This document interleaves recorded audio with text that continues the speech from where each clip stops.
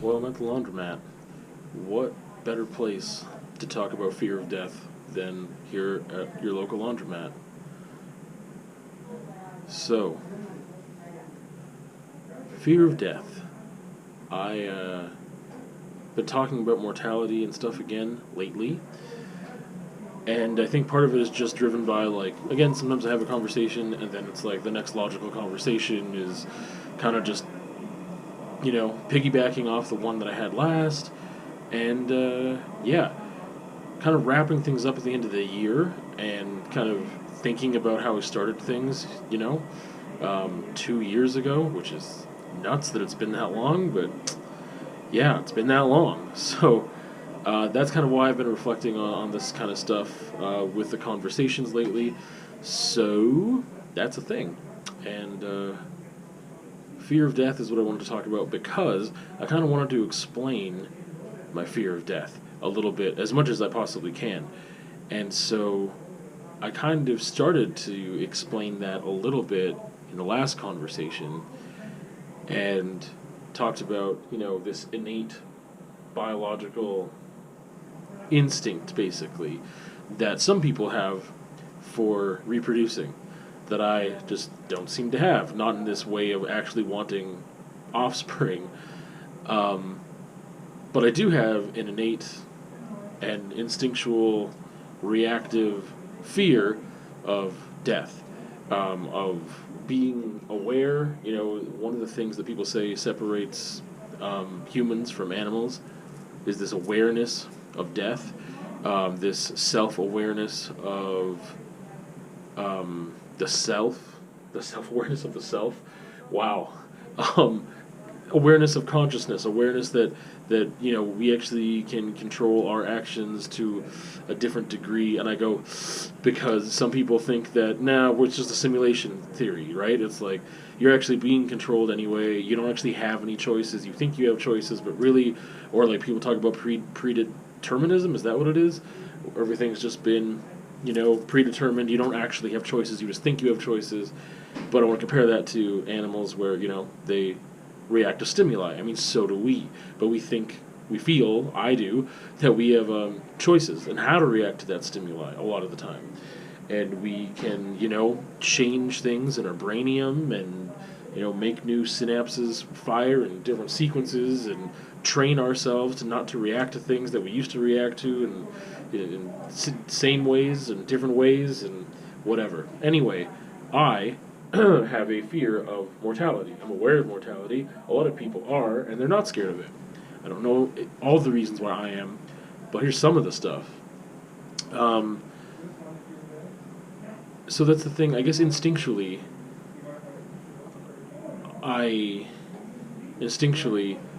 I have this fear of hey, this ride's pretty cool. I like living. Living's the bomb. Let's keep doing that. That sounds fun. Um, some people get over that hump because they think about eternal life. And that concept, being introduced to me as a very young person in church, scared the crap out of me, and it still does. Both, I mean, there's not just a binary system or of thought anyway with what happens when your mortal life ends, when your physical body dies. What happens then? People have lots of beliefs, reincarnation and whatever else, simulation theory, and we can upload ourselves to the cloud maybe at some point. Who knows? Whatever, right? But the two things, at least in the society I was raised in and the culture that I am coming from in that context, seems to be very binary. Either you believe that, hey, when you die, nothing happens. That's it. Or a lot of people think when you die, then there's all these Christian beliefs that go along with that you would either have eternal damnation or eternity in heaven. And there's some in between there as well, depending on your Christian faith. But that concept of eternity doesn't excite me. It doesn't do anything for me. There's this song lyric by Demon Hunter, which I've used before in attempts to comfort people who have lost someone, and it is "Save sorrow for the souls in doubt." I've only really used that if it's someone who is coming from like a Christian context or whatever, and it doesn't come from me whatsoever. But I just recognize those words and how they could be comforting to a certain type of person. Anyway, immortality in life is cool. Immortality in another form, so let's say your spirit or whatever, that type of eternity is so overwhelmingly unknown, it just packs too much unknown that I can't comprehend what it means. I can't comprehend that concept. What does that mean? Like, I know what eternity is, but it's kind of like, I mean, I know the definition of it. It's like forever. Forever. That blows my mind. Like, it's kind of trying to think of like, oh, well, if you believe in the Big Bang, there's different ways to think about that. It's like, well, God didn't create the universe, the Big Bang did. But if you believe in God, let's just say that, and you believe that the creationist thing, and like you believe that He created, or it, or whatever created the universe and the planet and us and everything, who created Him? Oh, the Big Bang created Him. That seems to make sense to me. But at the same time, if you just are faced with that and you don't have this Big Bang theory, it's like, well, who created the dude who created everybody and everything? Well, how does that happen? And that's just like too big of a concept to really wrap my head around. And that's the way it is with eternity. It's like, living forever, not in this context, in an unfamiliar context, in this thing that we have heard about in their stories and myth and whatever, and just like, oh, you get to create your own universes, and you can just hang out, or you just hang out with your friends and family in heaven, and just hang out. Like, what does that mean? What do you do? Like, and it kind of, again, the context of me being this mortal being and coming from that place and being familiar with that and recognizing that, it's like, yeah, I know how to live on Earth. I know how to live in this physical body. I know how to do that. I obviously don't know how to do the other stuff, and that's really scary. Unknowns sometimes are scary for me. Change sometimes is anxiety-inducing for me. It just depends on what it is. I usually have to do a lot of planning and logicking and reasoning and trying to figure things out to make them less scary. This is one of those things you can't do unless you just have blind faith, right? Which, at the end of the day, that's all that you do have if you are believing in life after death and what that means, and you think whatever, it really is blind faith because you haven't experienced it yourself or know anyone else who's experienced it that you can talk to that you trust. Even that would be kind of blind because you're not given any way to, experience that and realize what it might be like. It's, not like, I've never been swimming before, I don't know what that's like. Okay, well, do you have a bathtub? Yeah. Okay, well, you can work up to swimming in the ocean by this context of, okay, well, you get in your bathtub, now you get into a bigger tub, and then, like, a pool, and then, like, whatever.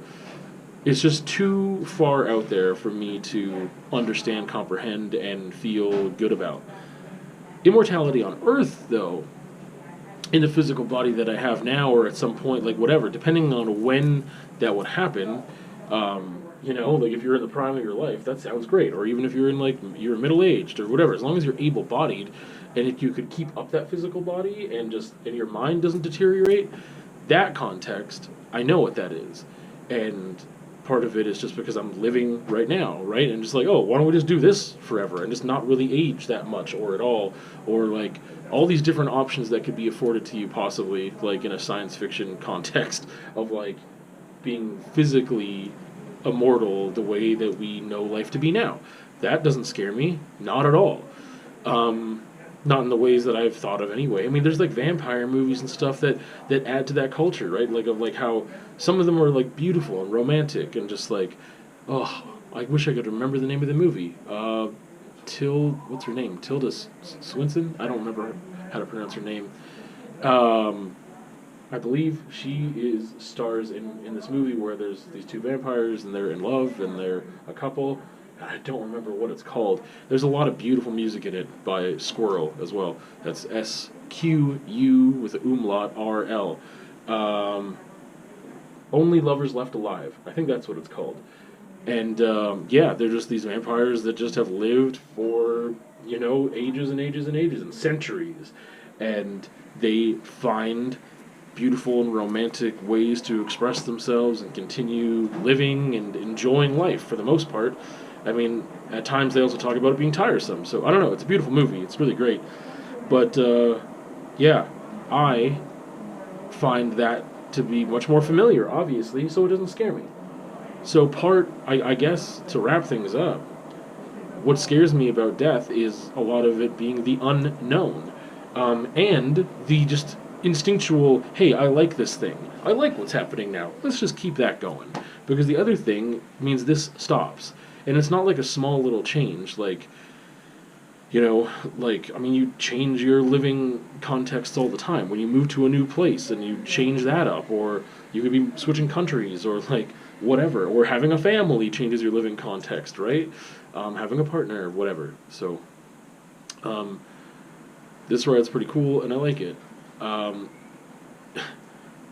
Almost every morning that I wake up, I'm happy that I'm awake.